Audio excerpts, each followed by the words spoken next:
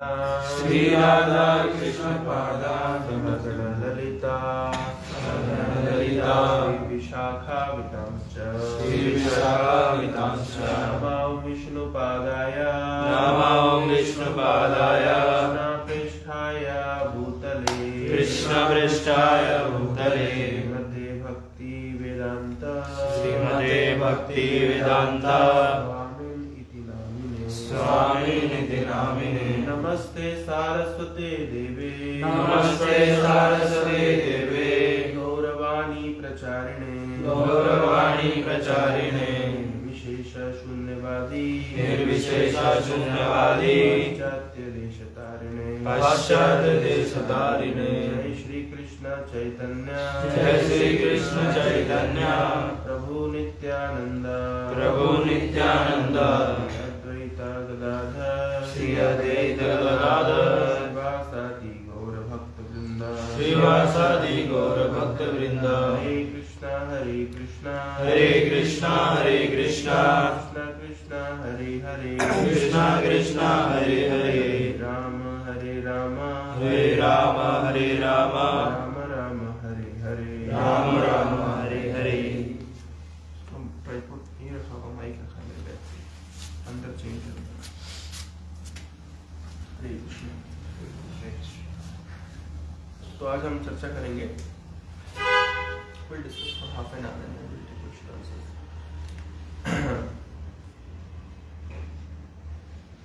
तो आप लोग यहाँ पे जैसे कि देख रहे हैं मैं जनरल मतलब बेसिकली मैं कंफ्यूज था क्लास किसके लिए की जाए तो मैंने वो लोग आए तो मैं न्यू कमर्स को डिस्कस करूँगा ताकि आप लोगों के साथ बाद में भी कुछ डिस्कस कर सकते हैं। तो सिद्धांत वही है, चाहे न्यू कमर्स के लिए चाहे पुराने लोग और बेसिक्स को बार बार रिवाइज करते रहना। तो मैं गया था पूरा साउथ इंडिया यात्रा पे। उसके बाद में मतलब यहाँ से मैं गया था तिरुपति बैग में ट्रेन के अंदर।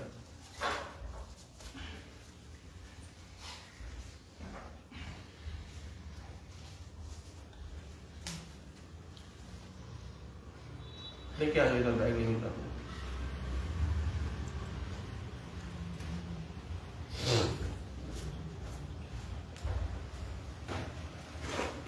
के अंदर।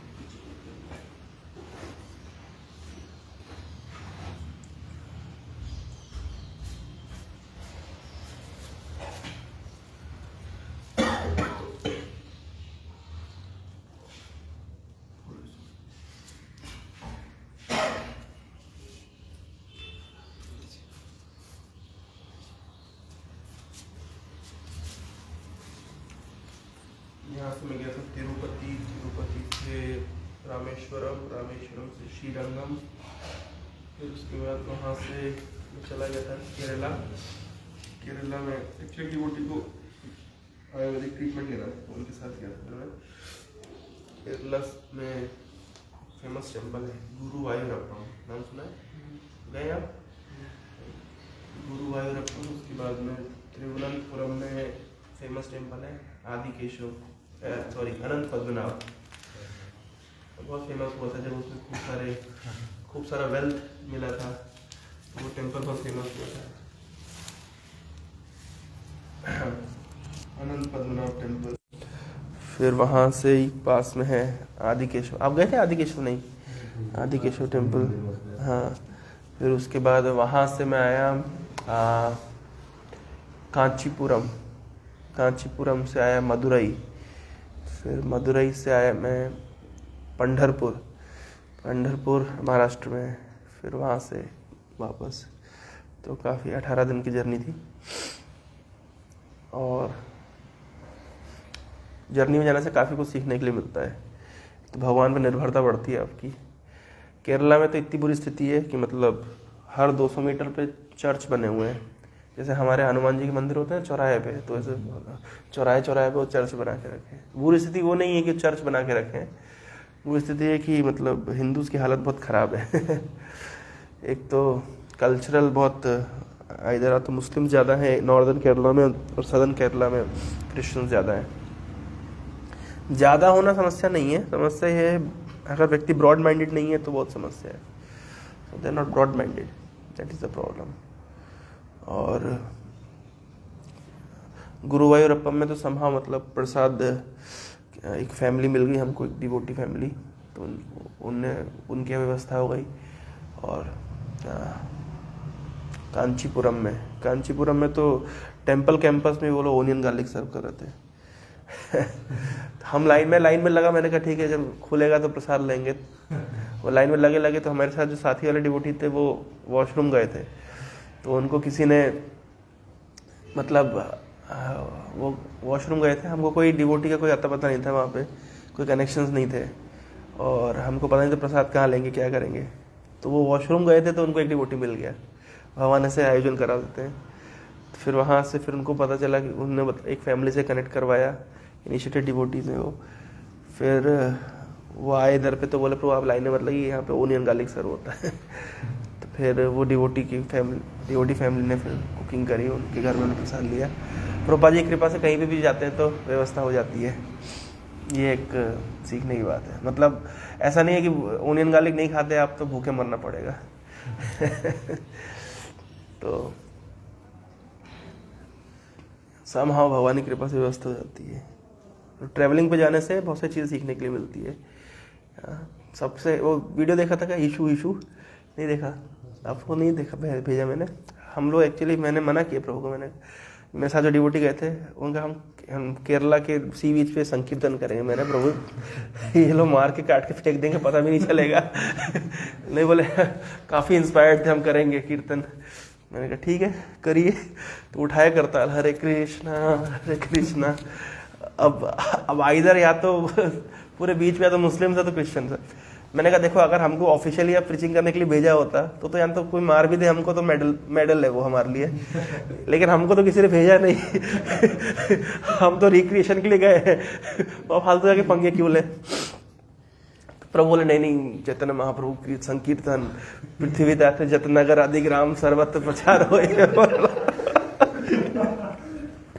मैंने कहा प्रभु चलो रिक्स अब करे कीर्तन, तो आगे बढ़े। तो जैसे आगे बढ़े तो हम कीर्तन कर रहे तो एक व्यक्ति ऐसे खूब डांस कर रहा। हमने कहा मिल गया, हमको एक इंटरेस्टेड व्यक्ति मिल गया केरला में।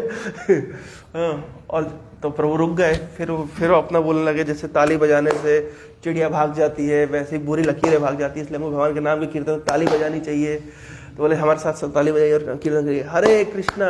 बोले कृष्णा नहीं यीशु। और वो सीधे ऐसे मतलब ऐसे डीमन की तरह के मुंह भौंक। मैं तो डर गया, मैंने कहा प्रभु यहाँ से लिख लो। पिटना नहीं, अगर अपने को जान बचा के भागना चाहिए। उसके आगे गए तो एक मुस्लिम फैमिली थी, तो वो क्या किए, मतलब एक जो दुर्गा जी की जो विसर्जित मूर्ति होती है ना उसके कुछ अवशेष थे, तो वो क्या किए, वो मतलब माँ अपने बच्चे को बोल रही है और वो हमको पूरे फैमिली दुर्गा जी की डीटी के ऊपर खड़े होकर के ऐसे डांस करके हमको दिखा रहे हैं, देखो जस्ट टू शो अस कि how we are disrespecting your gods kind of. तो एक तरह का एक्चुअली क्या है, जो ओरिजिनली मुस्लिम्स है या ओरिजिनली क्रिश्चियंस है they are very open, but जो कन्वर्टेड पार्टी है वो ना, वो दे आर वेरी मतलब उनका बहुत क्या कहते हैं नैरो माइंडेडनेस है, क्योंकि वो कन्वर्टेड हुए ही इसलिए है कि उनको they were not getting proper strata in Hindu culture, and because of allurement of either wealth और पोजीशन और वट एवर सोशल स्टेटस वो लोग कन्वर्ट हो गए। तो कुछ बहुत सारी जनरेशन्स में उनके मन में बहुत ईर्ष्या भर दी गई है ना, उनके मन में बहुत एनवी, बहुत क्रोध भर दिया गया है बहुत, तो इसलिए वो जो भरा हुआ है वो निकलता है। But still devotees are preaching in Kerala, मतलब they have a good setup in Kerala, तो इसलिए बहुत मेहनत कर रहे हैं, प्रयास कर रहे हैं। तो otherwise Kerala is very good, बहुत सुंदर जगह है। बली महाराज का एक्चुअली स्थान है वो। Kerala is the capital of lord means king Bali. Who is Bali, नाम सुना है? Vaman Dev Bali, grandson of Prahlad Maharaj. इसलिए उनके ही उस पर जिस दिन वामन देव ने भगवान मतलब भगवान वामन ने जब बलि के सिर पे पैरा था उस दिन उसको ओणम के रूप में भी मनाते हैं। तो Onam is that festival actually kind of, उनका एक हार्वेस्टिंग फेस्टिवल भी है स्टिल, लेकिन उस दिन ये घटना भी हुई थी। तो Kerala is by default land of gods ऐसा कहते हैं, लेकिन अभी स्थिति पर गॉड्स ओन कंट्री, लेकिन स्थिति परिस्थिति में अभी काफ़ी चेंज आ गया है। एनीवे, तो हम वी आर नॉट अगेंस्ट उनका जो वो किस रिलीजन को मानते हैं, that is not the problem. The problem is with the mind set कि हम देखिए कन्वर्जन जो कराया जाता है वो कोई हार्ट का कन्वर्जन नहीं हो रहा है, हार्ट का ट्रांसफॉर्मेशन नहीं हो रहा है, जस्ट ऑन पेपर रिलीजन का ट्रांसफॉर्मेशन हो रहा है, जो मतलब धन का प्रलोभन दे करके और एक सामाजिक स्टेटस का प्रलोभन दे करके किया जा रहा है। तो और मतलब हम लोग भी कन्वर्ट करते हैं, like we have this setup for conversion.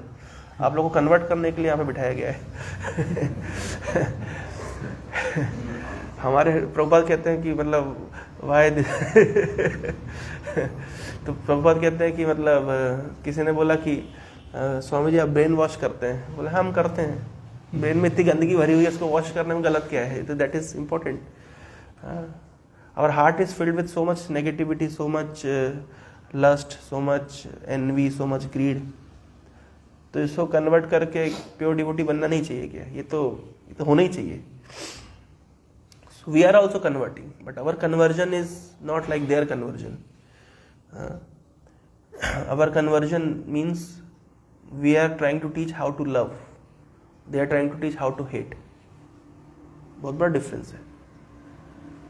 हमारी प्राइमरी शिक्षा ये है कि हम सबसे प्रेम करें, और इसलिए एक बार जो कृष्णा कॉन्शियसनेस की फिलॉसफी को समझ जाता है, वो किसी भी स्थिति में किसी भी व्यक्ति से वो हेट्रेड नहीं करता। ये एक बहुत बड़ा पहलू है। मतलब आप देखिए ऐसी दुनिया में कोई फिलॉसफी नहीं है जिसको आप मतलब जो इतनी ओपन है। वैदिक फिलॉसफी इतनी ओपन है, हम इतने accommodating, we can accommodate everyone. That is the beauty of our culture, but that is not, मतलब हर जगह ऐसा नहीं है। केरला में एक बहुत फेमस टेम्पल है जो बहुत अभी मीडिया में आया था। कौन सा टेम्पल है? अयप्पा का, सबरीमाला। तो उसमें ये आया था कि womens are not allowed kind of उस टेम्पल के अंदर। तो जो विमेन फेनेटिक्स ही बोलेंगे उनको, फेमिनिस्ट नहीं बोलेंगे, उनको फेनेटिक्स बोलेंगे। तो वो लोग क्या किए, दे स्टार्टेड अ मूवमेंट कि why women are not allowed in that temple, they should have equal rights in the name of equal rights. There are certain temples where only women are allowed. Women are only allowed, like there are certain temple, तब female right की बात नहीं आती है। Ayyappa is considered to be a kind of youth god, है ना, kind of a brahmachari, and तो ब्रह्मचारी is not allowed to associate with women, तो उनके गर्भगृह में women को नहीं जाने दिया जाता है। That is the reason. Clear भाई, इस शास्त्रीय प्रमाण है कि उनके जो भी लोकल शास्त्र का प्रमाण है कि Ayyappa is a brahmachari, and therefore women are not allowed to go inside, just like Hanuman, women are not allowed to abhishek, Hanuman का अभिषेक करेंगे, हनुमान उनका टच करेंगे, इट्स नॉट अलाउड। तब फेमिनिस्ट की बात क्यों नहीं आती है? ये जो मुद्दे उठाए जाते हैं, ये इसको कल मैं एक डॉक्यूमेंट्री देख रहा था, हमारे लाइब्रेरी ग्रुप में शेयर की थी किसी ने, सबवर्जन नाम सुना है? टॉपिक सबवर्जन, मतलब काफ़ी जनरेशन्स में इस तरीके से इन्फॉर्मेशन को पास ऑन किया जाता है कि आदमी का पूरा परसेप्शन चेंज होता है रियलिटी को लेकर के। जैसे कम्युनिस्ट ने सबवर्जन किया, मतलब लोगों की आइडियोलॉजी को बदल के रख दिया, सबको नास्तिक बना दिया। इस तरीके से अंग्रेजों ने सबवर्जन किया भारत में, एक एक करके हमारे मतलब किस तरीके से एजुकेशनल सिस्टम को तोड़ा गया, किस तरीके से हमारे आर्थिक सिस्टम को तोड़ा गया, हर तरह से, ताकि व्यक्ति अपने कल्चर से हेट करे और दूसरे कल्चर को मतलब बड़ा माने, है ना। तो इसको कहते हैं सबवर्जन। तो ये सब जो सबवर्जन की देन है, इस तरह के जो नए जो सिद्धांत निकल रहे हैं, फेमिनिज्म, और कुछ पॉइंट तो इतने ही मतलब वियर्ड है, जैसे जब वो लोग बोलते हैं कि वैदिक culture does not respect a women. ये तो मतलब सरासर मतलब हमारे कल्चर में भाई कृष्ण राधा किसी ने सुना है क्या? क्या बोलते हैं हम? राधा कृष्ण, लक्ष्मी नारायण, सीता राम। तो इस तरीके से मतलब हमारे कल्चर में ये पॉइंट्स तो कभी आए ही नहीं कि विमेन को डिसरिस्पेक्ट किया जा रहा है। तो वो सब वर्जन की वीडियो में एक अच्छा पॉइंट दिखाया। वो एक फोटो दिया उसमें, वो मैं कल देखा। वो एक मुस्लिम मतलब कंट्री का मतलब एक पेंटिंग दिया, बहुत ओल्ड पेंटिंग किसी ने बनाई थी। उसमें क्या हो रहा था कि एक मार्केट है और मार्केट में एक विमेन को बेचा जा रहा है, और जो सेलर है वो विमेन को ऐसा पूरा खोल करके नेकेड दिखा रहा है, और जो बायर है वो देख रहा है कि शी इज ब्यूटीफुल और not.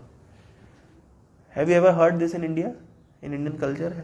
Can we ever imagine it? कभी सोच सकते हैं? तो ये बोलना कि मतलब ये वेस्ट में होता था विमेन को, और एब्राहमिक ट्रेडिशंस में होता था, विमेन को बेचा जाता था एज अ स्लेव, कभी इंडिया में हुआ है? कभी नहीं हुआ। तो इस तरीके से उल्टा बहुत सारी चीज़ें, that is not a topic of discussion, but I am just telling कि how we are brainwashed, किस तरीके से हमारा मतलब ब्रेन वॉश किया जाता है। तो therefore Krishna consciousness movement is also the revival movement. ये रिवाइव करने के लिए, हमारे आइडियोलॉजी, हमारे कॉन्सेप्ट्स को फिर से ठीक करने के लिए। तो इसलिए एक दृष्टि से मतलब एज अ प्रीचर हमको जानना भी चाहिए कि क्या क्या फॉल्स एलिगेशंस लगाए जाते हैं हमारे कल्चर के ऊपर, फॉल्स एलिगेशन लगाए जाते हैं हमारे शास्त्रों के ऊपर, ट्रेडिशंस के ऊपर। तो हमको अगर पता होगा तो हम उसको वो कर सकते हैं ना, मतलब पॉइंट आउट करके उसको मतलब क्या कहते हैं, पलटवार कर सकते हैं। जैसे बहुत सारे निकल के मैं वो अच्छा यूट्यूब चैनल है, कुछ यूट्यूब वाले बहुत अच्छा काम कर रहे हैं, मतलब है नहीं, ये बनाया था परचम करके कोई नाम है, पता नहीं, आई डोंट नो। बहुत अच्छा उनका कंटेंट है, मतलब डॉक्यूमेंट्रीज बनाते हैं, बहुत हाई लेवल का उनका काम है। तो मुझे अच्छा लगा, मतलब काफ़ी किस तरीके से उन्होंने चीज़ों को प्रमोट किया। एक उनका वीडियो था कि dowry is not the Indian traditional kind of, India के ट्रेडिशन में डाउरी जैसा नहीं था। जो था वो था कि मतलब काइंड ऑफ जब डॉटर की मैरिज होती है तो जो फादर होते हैं वो हैप्पीली कुछ गिफ्ट्स देते हैं, है ना, but that was not called dowry. आपके बिहार झारखंड में तो लड़का इंजीनियर बन गया तो बोली लगती फिर। ये आपका ट्रेडिशन हो गया, मतलब this has been kind of, है ना, बहुत अब ये हो गया है पहले, मतलब लेकिन जो ट्रेडिशनली हम शास्त्रों में देखते हैं। हाँ, और दूसरा उसमें अच्छा पॉइंट बोला कि उसमें जो विमेन के साथ में जो चीज़ें जाती है, ऑर्नामेंट जाते हैं, उसको कहते हैं स्त्री धन, स्त्री का धन। भाई जैसे एक स्त्री जाएगी, एक स्त्री घर में जाएगी तो उसको क्या क्या चाहिए, उसको घर चलाने के लिए टीवी चाहिए, फ्रिज चाहिए, बेड चाहिए, ऑर्नामेंट चाहिए, तो वो लेकर के आती थी। It's a kind of her property, that is called stri dhan. तो that is not exactly dowry, and there is no Sanskrit word for dowry as well. वो ऐसा कह रहे हैं, मुझे चेक करना पड़ेगा कि है कि नहीं, जो भी है। तो लेकिन इस तरीके से जो आज के डेट में प्रमोट किया गया कि डाउरी इंडियन कल्चर में डाउरी थी और डाउरी के कारण किलिंग्स होती है, तो ये बिल्कुल सरासर झूठ है। मैं एक जो स्टॉक में सुन रहा था, शायद ये बात मतलब हजम करना मुश्किल होता है, उसमें बहुत अच्छा एक व्यक्ति बोला कि बोले we have hundreds of forum for women rights, not a single forum for men's right। मैंने शायद शेयर भी किया था क्लोज ग्रुप में वो, we don't have single forum for men's right। और अभी जितने भी अधिकतर मेन के ऊपर केस चल रहे हैं, चाहे वो डोमेस्टिक वायलेंस का हो, डाउरी का हो या व्हाटएवर, उसमें से 80% केस फेक है। वो केवल आदमी को फंसाने के लिए, पैसा लेने के लिए। मतलब आदमी का अगर डाइवोर्स हो जाएगा तो आपकी आधी संपत्ति ले जाएगी और उसके बाद भी आपको भत्ता देना पड़ेगा। दिस इज हाउ द मतलब लॉ इज सपोर्टिंग। अभी बता है ना, है डरा करके। तो not even single law, not even a single forum where men are protected. क्या लगता है रूपम, कितना डेंजर है ना शादी करना?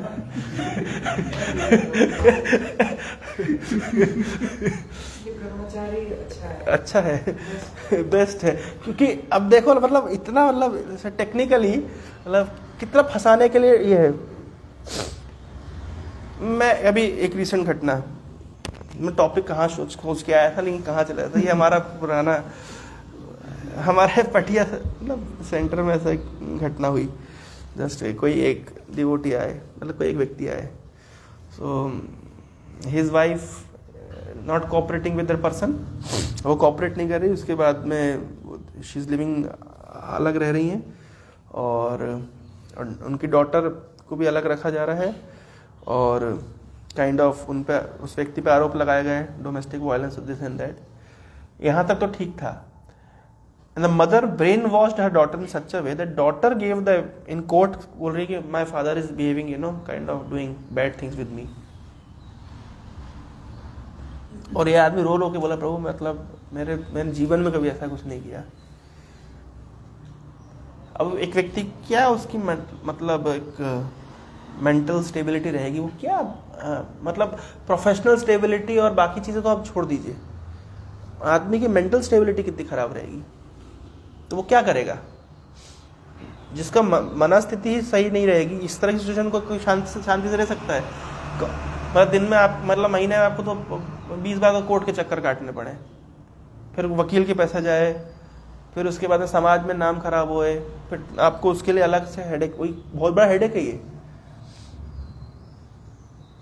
पुलिस वाले थाने में एक जो स्टॉक शेयर किया उसमें मैं देखा, वो व्यक्ति बता रहा है कि बोले कोर्ट में जाना पड़ता था, पुलिस थाने जाना पड़ता था, पुलिस थाने में पुलिस वाले मतलब कुत्तों की तरह डील करते थे। एक सम्मानीय व्यक्ति पुलिस थाने जाएगा, वो माँ बहन की गाली देकर सुनाएगा आपको, भले भाई जब तक आप क्या कहते हैं सम्मान के साथ बरी नहीं हो गए, मतलब पूरा केस आपके फेवर में नहीं आ गया, तब तक तो आप क्रिमिनल की दृष्टि से देखे जाएंगे ना। और पुलिस वाले आपसे कैसे डील करेंगे? इस स्थिति परिस्थिति में वो व्यक्ति क्या अपने कैरियर पे फोकस करेगा, क्या अपने भविष्य को देखेगा और क्या शांति की नींद सोएगा? इस तरीके से मतलब this is how it's going on. तो ये सब क्या है? ये सब नए इजाद है, मतलब ये जो नए नए टेक्नोलॉजी इजाद की जा रही है ना, मतलब नई नई चीजें वैदिक कल्चर को बाईपास करके जब हम नया कुछ इम्प्लीमेंट करने की कोशिश कर रहे हैं, वेस्टर्न आइडियाज को, in the name of freedom and liberation, in the name of openness, that is creating a lot of problem, and one such problem is adultery, the biggest problem। खैर जिस जज ने ये डिसीजन दिया है वो अब चीफ जस्टिस है, कल ही का रात चल रहा है।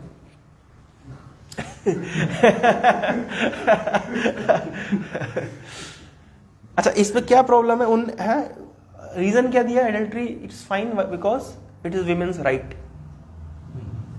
अच्छा, एक बात बताइए, मैं परसों मैं जब देखा है चीफ जस्टिस ने शपथ ली है, तो मैं जस्ट उनका पढ़ रहा था, सुन रहा था कि क्या क्या उनके काइंड ऑफ अचीवमेंट्स हैं। तो उनके क्या उनके बोलते हैं मतलब मेजर डिसीजंस में कौन सा एक इन्फ्लुएंशियल डिसीजन हुआ, तो उसमें ये वाला भी था कि इन भाई साहब ने एडल्ट्री को लीगलाइज कर दिया है भारत में।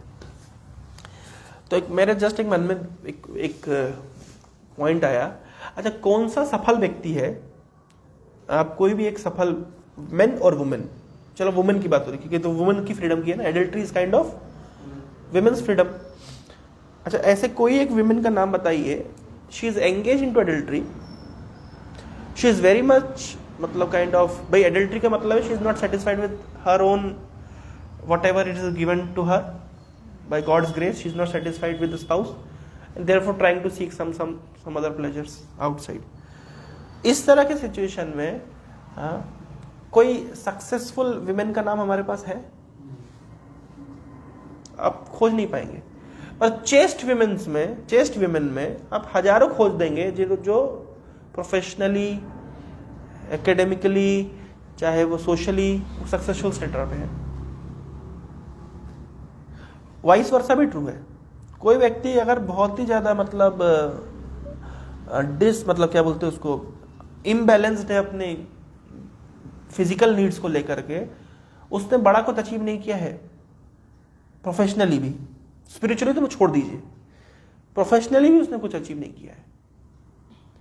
तो इस विषय में मुझे एक बहुत पहले मैं एक वीडियो देखा था, एक सो कॉल्ड स्पिरिचुअल गुरु, लेकिन वो पर्टिकुलर पॉइंट बहुत अच्छा बोला था उसने कि जैसे मान लीजिए विदेशों में क्या होता है कि 40 साल की महिला भी बैठी हुई है एक होटल रेस्टोरेंट में और इंतजार करे कि आज मुझे कौन सा पार्टनर मिलेगा। तो जिस व्यक्ति की अपनी फिजिकल नीड्स ही संतुष्ट सेटिस्फाई नहीं हुई है, वो उसके ऊपर का गोल सोच कैसे सकता है? मनुष्य जीवन, human life is not just for satisfying the physical needs. Human life is for मतलब फिजिकल नीड्स को जल्दी सेटिस्फाई करो, जितना है उसको कम से कम में कम खत्म करो, उसके ऊपर उठो। क्योंकि जानवर में और मनुष्य में यही डिफरेंस है कि जानवर की केवल और केवल अप्रोच फिजिकल नीड्स तक सीमित है। समझ आ रहा है? एक पशु जो है उसको केवल आहार, निद्रा, भय, मैथुन, यही तक उसकी नीड सीमित है। अगर केवल मनुष्य भी उतनी ही नीड में खत्म हो जाए तो फिर मनुष्य कैसे? मनुष्य को तो फिजिकल नीड्स, उसके ऊपर उसकी emotional needs, social needs, intellectual needs, उसकी ईगो की नीड्स, आपको करते करते करते करते उसको सबसे ऊपर आना है उसकी स्पिरिचुअल नीड्स पे। ये मैक्लॉ का मतलब हायरार्की प्रिंसिपल है, क्या बोलते हैं उसको, मैस्लो का ट्रायंगल, मैस्लो पिरामिड, मैस्लो। मतलब अब क्या है, मॉडर्न सिविलाइजेशन केवल और केवल अधिक से अधिक उनका एकमात्र लक्ष्य कैसे आपकी फिजिकल नीड्स को और बढ़ाया जाए और उसको भरने में समय लगाया जाए, और थोड़ा बहुत इमोशनल नीड्स। पहले फिजिकल नीड्स को इतना बढ़ा दो कि आप इमोशनली अनस्टेबल हो जाओ, इम्बैलेंस्ड हो जाओ, और फिर इमोशंस को स्टेबल करने के लिए फिर कुछ छोटे मोटे, इधर कोई वीडियो देख ली, उधर कुछ किसी से बात कर ली, इधर पे कुछ कर लिया, और इस तरीके से जो हायर चीज है उसको भूल जाओ। एक स्टेटमेंट मैंने पढ़ा था बहुत दिन पहले, उसने अच्छा पॉइंट बोला था,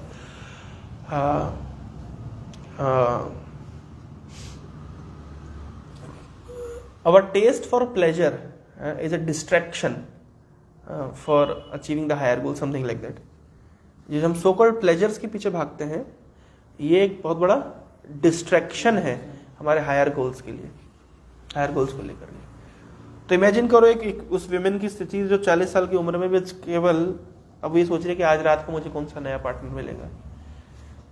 सो हाउ मच उसकी मतलब कितना उसकी इंस्टेबिलिटी है, कितना उसके फिजिकल डिमांड्स अभी तक संतुष्ट नहीं हुए हैं। क्या उसके पास स्कोप है कुछ अपने शरीर की जरूरतों से ऊपर उठ करके परिवार, समाज, देश, दुनिया, इनकी जरूरतें, इनके लिए कुछ सोच पाए और उसके फिर ऊपर फिर आकर के आध्यात्मिक विषय पे सोच पाए? जिस व्यक्ति की अपनी फिजिकल नीड से संतुष्ट नहीं हुई है, जो अपने मन और इंद्रियों से ही जूझ रहा है केवल, वो क्या कुछ बड़ा अचीव कर सकता है? क्या स्कोप है उसके पास?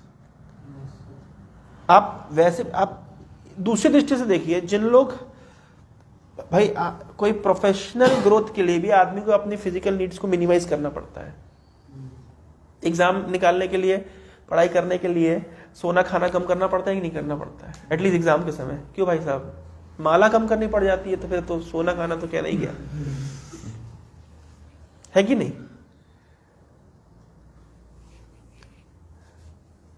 प्रोफेशनली ग्रो करने के लिए भी, कैरियर में ग्रो करने के लिए भी, वर्ल्डली सक्सेस प्राप्त करने के लिए भी हिरण्यकशिपु को कितनी तपस्या किया था?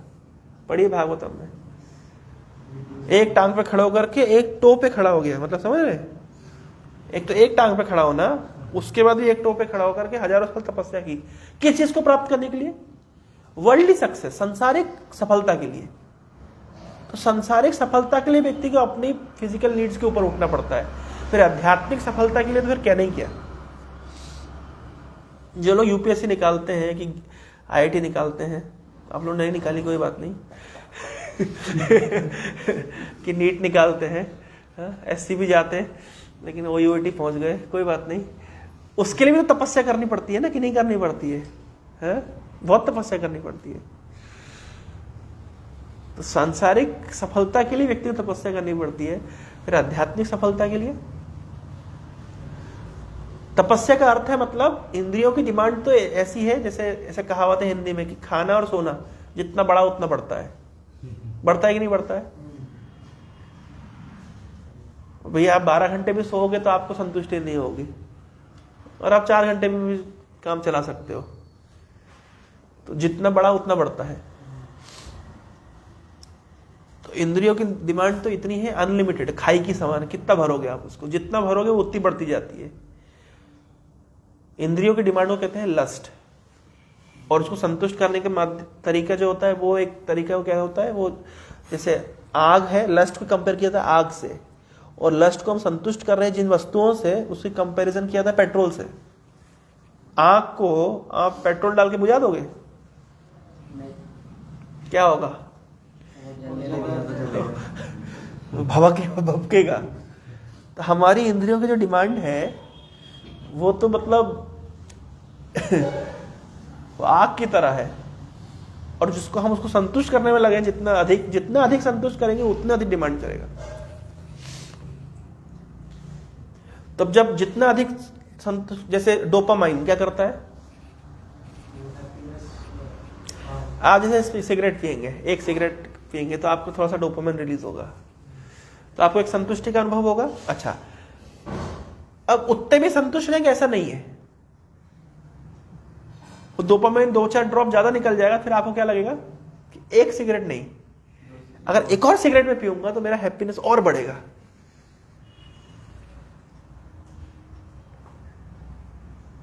फिर आप पिएंगे 2, फिर क्या होगा? फिर उसमें रुक जाएगा ऐसा नहीं है, फिर क्या होगा?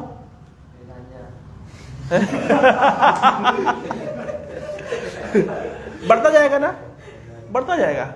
मेरे को कुछ दिन पहले एक बच्चा मैसेज किया, बोले प्रभु जी मेरे को एडिक्शन हो गया पोर्नोग्राफी और मास्टरबेशन से। मैंने कितना एडिक्शन? बोले प्रभु जी दिन में 2-3 बार। आदमी मतलब जिएगा क्या और मरेगा क्या, बचेगा क्या उसके पास? एडिक्शन क्यों होता है? अगेन वहां पे भी डोपामाइन होता है, कुछ प्लेजर मिलता है, फिर लगता है कि और उसको बढ़ा दो, और उसको बढ़ा दो, और उसको बढ़ा दो। अभी क्या हो रहा है, ये अच्छा, ये इल्यूजन नहीं है, ये पूरा भ्रम नहीं है। सेटिस्फेक्शन उसको कहते हैं, कर लिया तो सेटिस्फाई हो जाना चाहिए, लेकिन अब और एक निकल गया, एक सिगरेट में संतुष्टि नहीं हुई, एक और चाहिए, एक और चाहिए, एक और चाहिए। तो इंद्रियों की डिमांड ऐसी है। इंद्रियां मतलब कुएं की तरह, आप कितना भी भरो उसको नहीं भरेगी। परम पूज्य राधा गोविंद महाराज अपने एक प्रवचन में बताते हैं कि इंद्रियों की डिमांड है एक तपते हुए रेगिस्तान में। मानो रेगिस्तान है, गर्मी का सीजन है, सुबह 12 बजे की धूप है, दोपहर 12 बजे की, कितना टेम्परेचर होता है? 50 डिग्री सेल्सियस। और आप जो इंद्रियों को संतुष्टि प्रदान करने की कोशिश कर रहे हैं वो एक पानी की बूंद के समान है। अब आप बताइए, पानी की बूंद से आप रेगिस्तान को ठंडा कर लेंगे? ठंडा क्या करेगा? तो बूंद गिरने से पहले भाप बाष्पीकरण हो जाएगा, उसका भी भाप बन जाएगा। तो हमारी इंद्रियों की डिमांड उस रेगिस्तान की तरह है जो तप रहा है, और हमारे पास जो संसाधन है उसको मतलब शांत करने के लिए, वो संसाधन कितने हैं? उस बूंद के समान। अब बताइए आप कैसे संतुष्ट करेंगे? इंद्रियों की जलती हुई आग को कैसे संतुष्ट करेंगे? कभी कभी अनुभव होता है, आग जल रही होती है, 9 द्वारों में आग निकल रही होती है, कभी अनुभव किया है? नहीं किया? क्यों, अनुभव हुआ है कि नहीं हुआ है? हमारा तो अनुभव है भाई।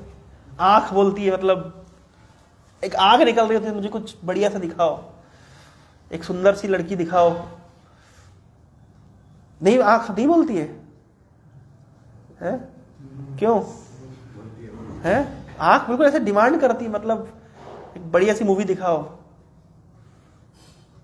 और मूवी में कुछ बढ़िया वाले सीन दिखाओ, डिमांड करती है आंख। कान डिमांड करते हैं पूरा खींच, मतलब कोई मधुर आवाज सुनने के लिए। जीवा डिमांड करती है तो चिकन मटन तंगड़ी तोड़ने के लिए, मछली हाँ हाँ, मतलब 100 चूहे खा के बिल्ली हज को चली। इंद्रियां मतलब क्या कहते हैं, आग निकलती है, कितना संतुष्ट करेंगे, और जितना संतुष्ट करेंगे उस आग में और आप पेट्रोल डालेगा, व्यक्ति कैसे शांत रहेगा। तो अभी जब हमें जो भगवान का भजन कर रहे हैं ना, इसमें इतना बल है, इतनी शीतलता प्रदान करता है। ये जो आध्यात्मिक सुख है, जो हमारी लिमिटेड इंद्रियों की आग को ठंडा कर सकता है, और कोई संसाधन नहीं है। हाँ, जितना एक्चुअली क्या होता है, जितना अधिक हमें इंद्रियां सताती है ना, ये भी एक तरह का मतलब कृपा है भगवान की। जितनी अधिक इंद्रियां सताती है, उतना अधिक सोबर व्यक्ति, बुद्धिमान व्यक्ति समझ पाता है कि भक्ति में सीरियस होना कितना आवश्यक है। आप समझ रहे हैं? जब मतलब ये एक प्रैक्टिकल अनुभव है मेरा, कि जब इंद्रियों की डिमांड बढ़ती है, जब माइंड एंड सेंसेस अनकंट्रोल होते हैं, और वो कितना आपको डिफिकल्टी में डालते हैं, उस समय आपको अनुभव होता है कि भगवान का भजन कितना शीतलता प्रदान करने वाला है, कितना जरूरी है इस कन्विक्शन के साथ चैंटिंग करना, कितना जरूरी है कन्विक्शन के साथ हियरिंग करना। कई तरह से हो सकता है ये। जैसे मान लीजिए कभी आपको एनवी सताती है एनवी, कोई दोस्त होगा जो नीट निकाल के मेडिकल चला गया होगा, मैं एग्जांपल दे रहा हूँ। अच्छा, दूसरी तरह के एनवी, किसी की बढ़िया गर्लफ्रेंड होगी तो बेचारे इस्कॉन वाले खाली रह गए तो वैसी भी नहीं, वो हाई क्लास वाला है, हाई क्लास वाला एनवी जो भी है। कभी कभी होता है, कभी किसी को एनवी सताती, कभी किसी को क्रोध सताता है, अनकंट्रोल्ड। मैं उन लोग की बात नहीं कर रहा जिनको कृष्णा कॉन्शियसनेस की कोई नॉलेज नहीं है। जिनको नॉलेज है, ये फॉर्मूला उनके लिए, जिनको पता चल गया है, क्योंकि उनको पता है कि देखो मेरे को ये चीज सता रही है, लेकिन मेरे पास मेडिसिन है। और जितना अधिक वो सताती है ना, और बुद्धिमान अगर है, उतने कन्विक्शन के साथ मेडिसिन को ग्रहण करता है। जितना अधिक हम समझ पाते हैं कि मतलब हम कितनी डिफिकल्ट सिचुएशन में हैं, उतना अधिक हम शेल्टर ले पाते हैं।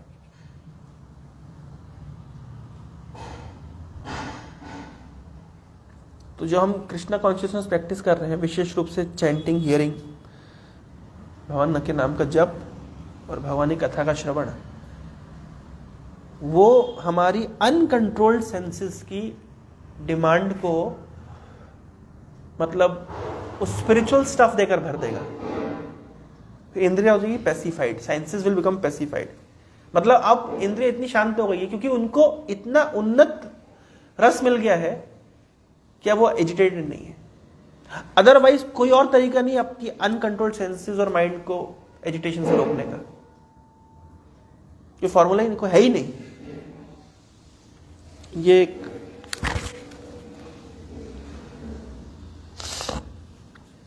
मैं द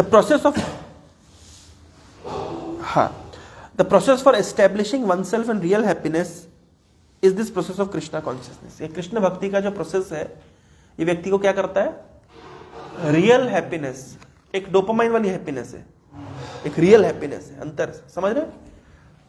रियल हैप्पीनेस क्या है और डोपामाइन वाली हैप्पीनेस क्या है? डोपामाइन वाली हैप्पीनेस हैप्पीनेस नहीं है, वो क्या है, भ्रम है, इल्यूजन है।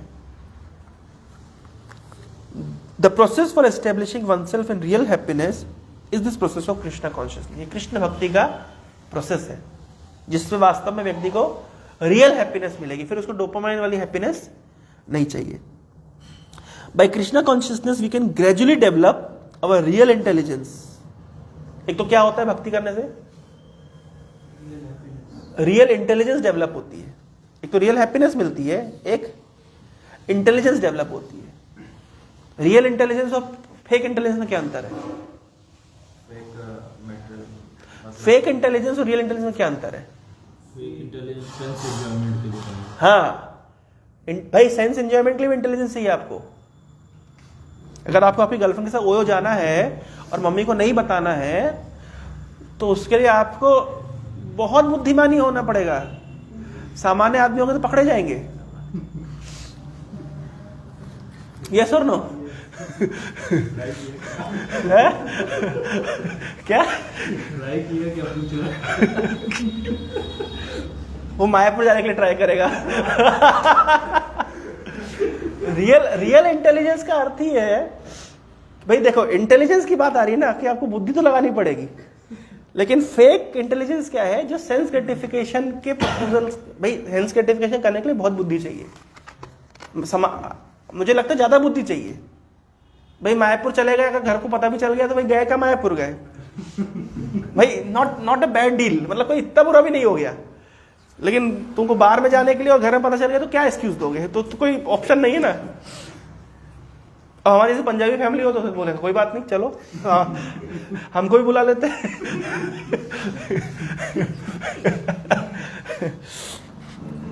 तो एक तो कृष्ण भक्ति से क्या होता है?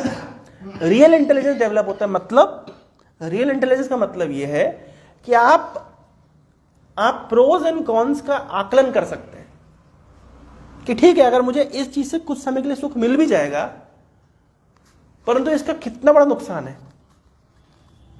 या तो उसके हेल्थ बेनिफिट्स ठीक नहीं है, चलो ये तो एक हेल्थ तो कोई नहीं पूछ रहा, चलो कोई नहीं सोचता, लेकिन क्या ये सफिशिएंटली मुझे संतुष्ट कर पाएगा?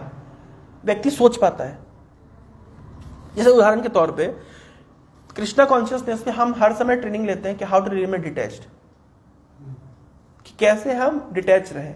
ये ट्रेनिंग का पार्ट है। हमको ये शास्त्र पढ़ के बार बार सिखाया जाता है। भागवतम में 11th कैंटो खोल लीजिए, उस 11th कैंटो का टॉपिक है निरोध, डिटैचमेंट।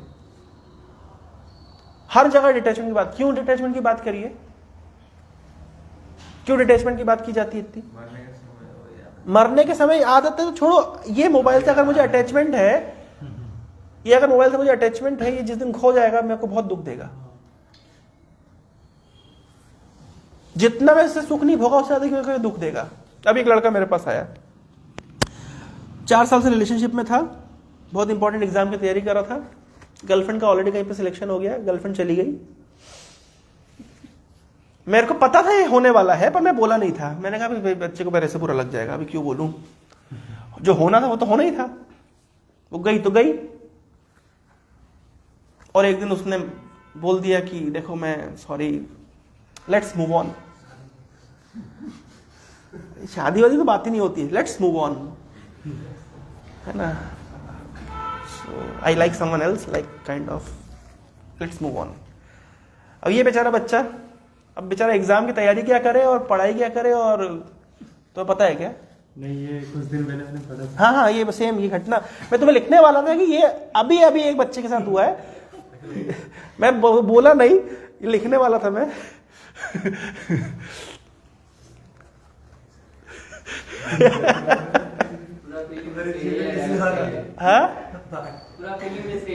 हाँ, तो अभी क्या है?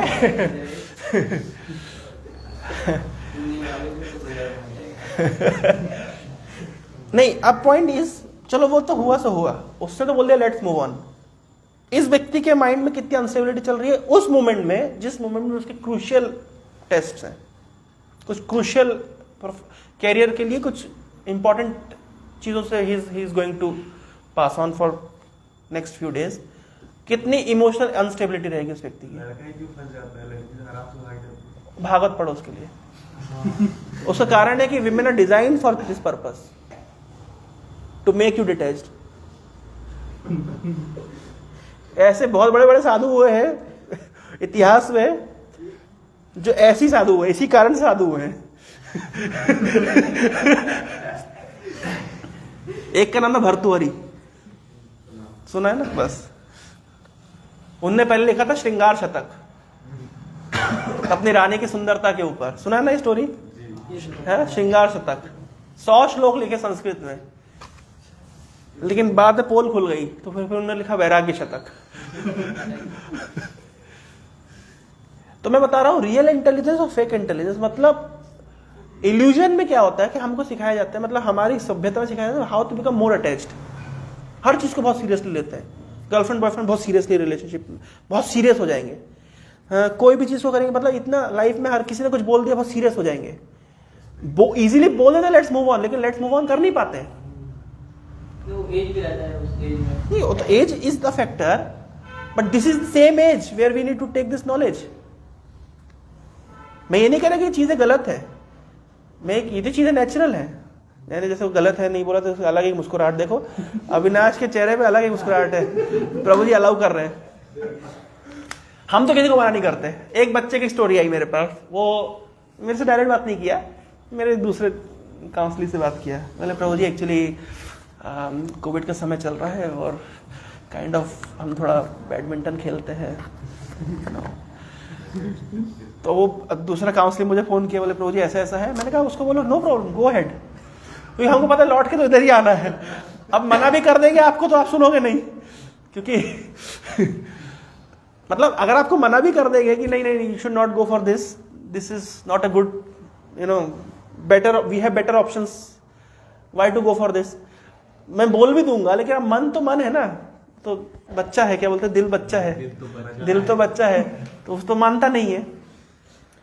परंतु वो बच्चे ने क्या किया, उसने सुना, समझा, बैडमिंटन भी खेला, हरे कृष्णा भी करता था, थोड़ा गीता भी पढ़ता था, बैडमिंटन भी खेलता था, गीता भी पढ़ता था, चैंटिंग भी करता था, बैडमिंटन भी खेलता था। कुछ समय क्या हुआ, उसने हरे कृष्णा बोल के वापस आ गया। मेरे को लगा था शायद मतलब हिल फॉल डाउन, मतलब वो स्लिप एटलीस्ट स्लिप अप हो जाएगा, लेकिन वो हुआ नहीं। वो समय रहते ही रिवर्ट बैक, वो माता जी को हरे कृष्णा बोल के आ गया। मैंने फिर थोड़ा सा एनालाइज किया, क्यों आ गया, क्या डेवलप हुआ, रियल इंटेलिजेंस, रियल इंटेलिजेंस। मतलब इस केस में क्या रियल इंटेलिजेंस डेवलप, मतलब उसको समझ आ रहा है कि मुझे मजा आ रहा है भाई, माता जी के साथ में बैडमिंटन खेलने का एक अलग ही मजा है।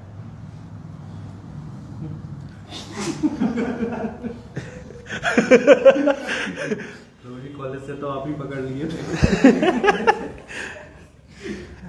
मतलब ये इट्स नेचुरल, इसमें कोई गलत नहीं, इट्स एज फैक्टर होता है। लेकिन उस व्यक्ति ने क्या किया, उस बच्चे ने थोड़ा सा उसमें, क्योंकि सुनता था, पढ़ता था और चैंटिंग करता था, तो थोड़ा सा उसका इंटेलिजेंस डेवलप हुआ कि ठीक है, I am getting slowly more attached, but this में anyway it is not going to last long. ये केवल कोविड के समय तक हम मिल रहे हैं, बातचीत कर रहे हैं, उसके बाद में तुम कहाँ हम कहाँ।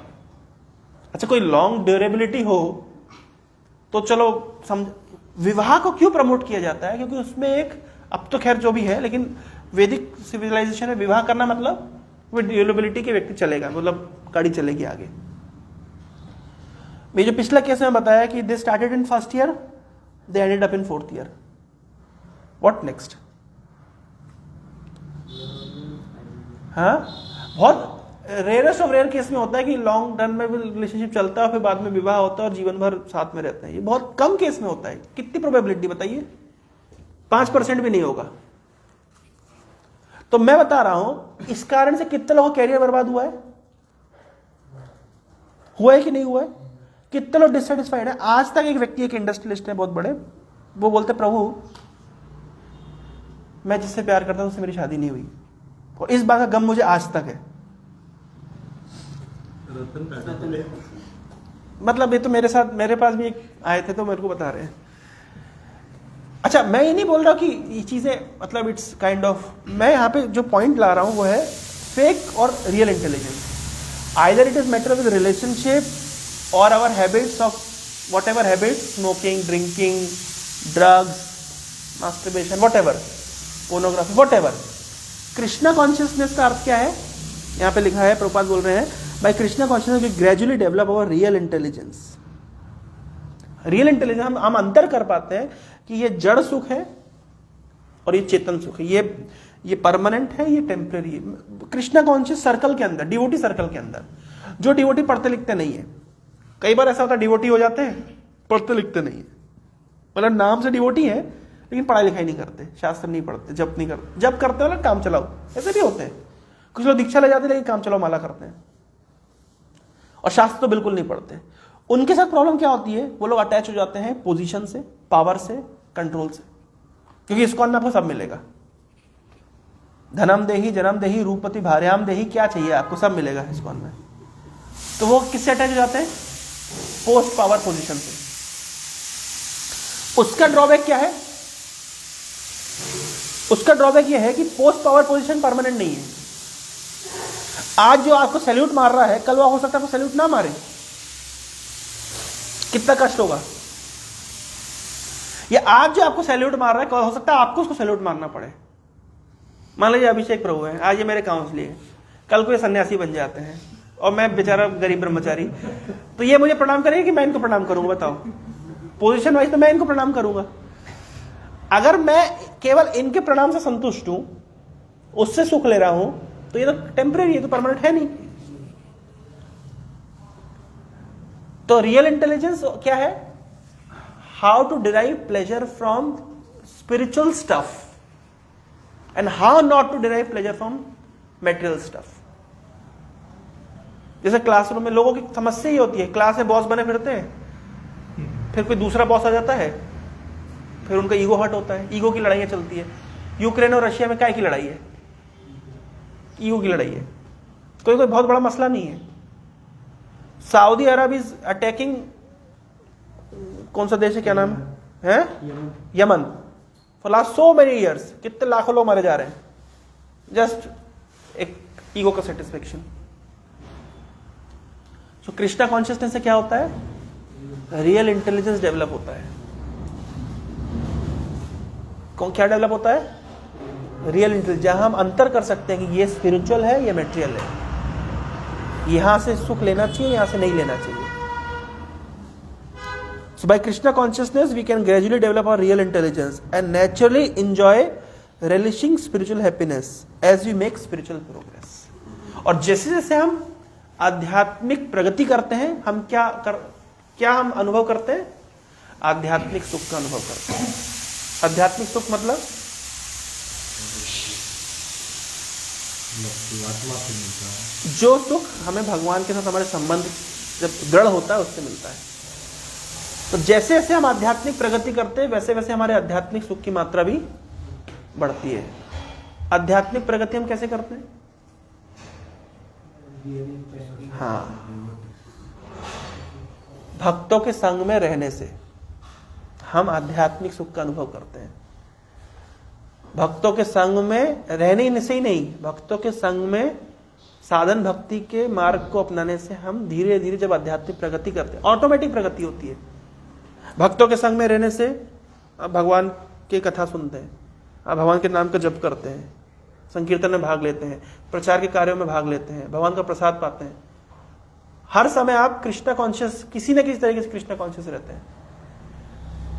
सोते हुए उठते हुए आपको एक तरह का सुख का अनुभव होता है आध्यात्मिक। और जैसे जैसे प्रगति करते हैं वैसे वैसे आप सुख का अनुभव करते हैं।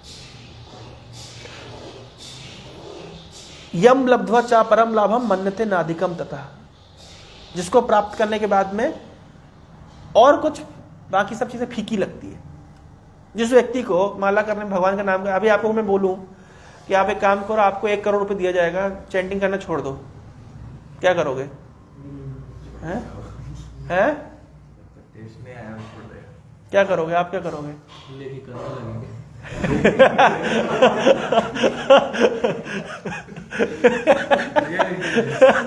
Real intelligence. लेकिन अगर 2 ही ऑप्शन है, जस्ट एक बात है कि चैंटिंग छोड़ दो, आपको 1 करोड़ रुपए मिलेगा। मेरे को कोई बोले आपको 1 करोड़ रुपए दिया जाएगा, हरे कृष्णा छोड़ दो, क्या लगता है, हैं? पैसे ले जाएंगे, इसके बाद छोड़ देंगे, कुछ समय पे 1 करोड़ से फिर से करेंगे। मतलब मैं जस्ट अगर 2 पॉइंट आता है तो जस्ट एक मतलब हाइपोथेटिकल सिचुएशन है, तो हम क्या करेंगे, क्या उसमें इतना सुख है मिलेगा हमको जो हमको भक्ति करने से मिल रहा है, नहीं मिलेगा। एटलीस्ट जिसको टेस्ट मिल गया उसको ये अनुभव है। तो जिस तरह हम स्पिरिचुअल प्रोग्रेस करते हैं, जैसे जैसे हम एक स्पिरिचुअल टेस्ट का अनुभव करते हैं। हरे कृष्णा। तो इसलिए क्या करना है अभी हमें, हरे कृष्णा करना है। रूपम कह रहा हरे कृष्णा करना है। Thank you very much. किसी के मन में कोई जिज्ञासा, कोई प्रश्न? सारा आंसर मिल गया है? एक प्रश्न है वो एनवी के ऊपर वो स्पिरिचुअल लेवल में, स्पिरिचुअल लेवल में एनवी हो रही है। वही है। तुम्हारे दोस्त आगे निकल गए भक्ति में, तुम पीछे रह गए। नहीं वो हाँ वो उसमें होता है क्या होता है पता नहीं कर रहा। हमारे जो कास्ट में जो प्रॉब्लम होता है तो कास्ट का इशू मतलब क्या होता है? मतलब ये शादी नहीं करना है, कास्ट डिपेंड कास्ट से।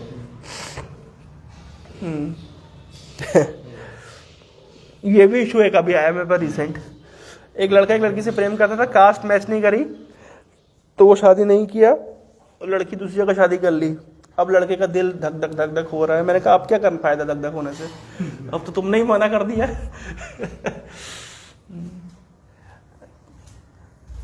एक्चुअली मतलब कास्ट एक रिसेंट वो निकला है वर्डिंग, लेकिन पहले क्या होता था, अभी भी होता है, मतलब शादी करने के लिए कुंडली मैच करना जरूरी है। क्यों जरूरी है? क्योंकि दो प्रकार के स्वभाव के लोग होते हैं, एक दैविक स्वभाव है, आसुरिक स्वभाव के, नेचुरली रहते हैं। तो क्या जैसे स्वभाव के लोग मिल जाए वैसे अच्छा, लाइक डिजॉल्व्स लाइक। अपोजिट स्वभाव के लोग मिलेंगे तो वो मतलब उनकी लॉन्ग रन में ड्यूरेबिलिटी नहीं रहेगी। इसलिए match making is a good process. पर आजकल क्या होता है, love at first sight and divorce at first fight.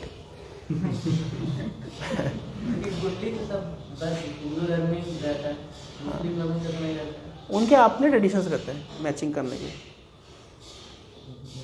उनके तो क्या उनके क्या कॉन्सेप्ट है, उनके तो जितनी शादी कर लो, इससे नहीं पढ़ उससे पढ़ लेगी। उनके शादी करने का पर्पस क्या है? हमारे वैदिक ट्रेडिशन में विवाह का पर्पस है पति पत्नी दोनों मिलकर के आध्यात्मिक प्रगति करें। ये एक अलग टॉपिक में, इसके ऊपर बाद में क्लास दे दूंगा, लेकिन जस्ट एक कंशॉर्ट में कि शादी विवाह का पर्पस है कि आध्यात्मिक रूप से दोनों की प्रगति होए, यही पर्पस है। मतलब जो व्यक्ति, शादी किसको करनी पड़ती है? जो व्यक्ति ब्रह्मचारी नहीं रह सकता उसको शादी करनी पड़ती है, क्योंकि उसकी इंद्रियों की कुछ डिमांड है। अगर इंद्रियों की डिमांड को भी संतुष्ट करना जरूरी है, पर केवल इंद्रियों की डिमांड को संतुष्ट करने से नहीं होगा, उसके ऊपर उठना है। तो ठीक है, पत्नी एक अच्छी पत्नी मिले जिसका माइंडसेट पति के साथ मैच करता हो, विवाह करें, उन पति पत्नी एक दूसरे की इंद्रियों को संतुष्ट करें, कुछ समय तक ये ड्रामा चलेगा। उसके बाद में भाई ये आगे उठें और आध्यात्मिक जीवन में प्रगति करें, और आध्यात्मिक जीवन में प्रगति इस तरह करें कि दोनों ही भगवान के धाम में वापस जाएं। यह है पूरा कॉन्सेप्ट ऑफ मैरिज। उनके यहाँ तो ऐसे कॉन्सेप्ट ही नहीं है। उनके यहाँ तो शादी करनी क्यों है? जस्ट फॉर सेक्स प्लेजर, बच्चे पैदा करो कुत्ते बिल्लियों की तरह, 12-15 जितने कर सकते हो उतने करो। मुमताज महल ने कौन से डिलीवरी में मरी थी? 27वें में। 27वां बच्चा पैदा करते कब मर गई? इमेजिन कर सकते हैं आप? तो हो गया ना हमारे, हम तो हमारे कौन सा हो गया? आप कौन से देश में रहते हैं? आप दो और आपके दो ही रह जाएंगे, उनके 200 हो जाएंगे।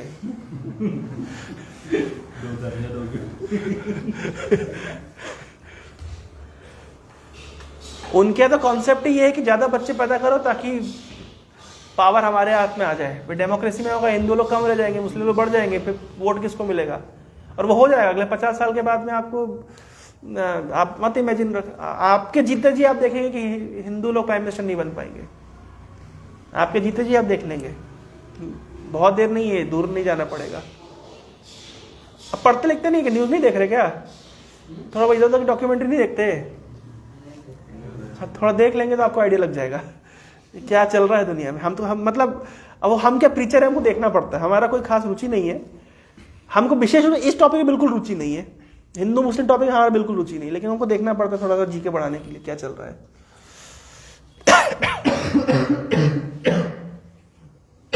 ठीक है, हरे कृष्णा। श्रील प्रभुपाद की।